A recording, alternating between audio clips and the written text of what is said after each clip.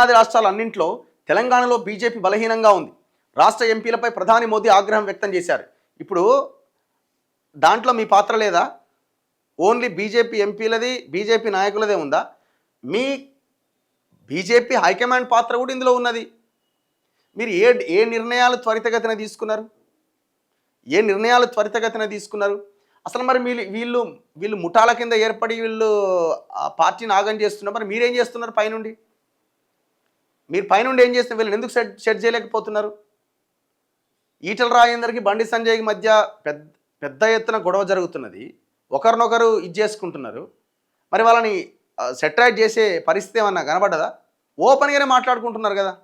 Open media ముందే విమర్శించుకుంటున్నారు ఇండైరెక్ట్గా. నువ్వెంత అంటే నువ్వెంత అన్నట్టు.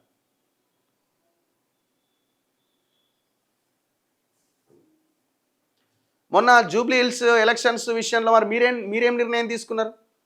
అసలు ఎలక్షన్ ఎప్పుడో 6 నెలల కింద నేను చనిపోయినప్పుడు ఎలక్షన్ వస్తుందని తెలిసినప్పుడు హైదరాబాద్ బై ఎలక్షన్ అది. That Muslim minority vote bank ఎక్కువగా ఉన్న నియోజకవర్గం అది. కనీసమైన పోటీ ఇవ్వలేకపోయారు, డిపాజిట్ కోల్పోయారు కదా. మీరేం చేసింది హైకమాండ్? వీళ్ళంటే దొంగలు తయారయ్యారు ఇల్లు. మరి మీరేం చేసిర్రు?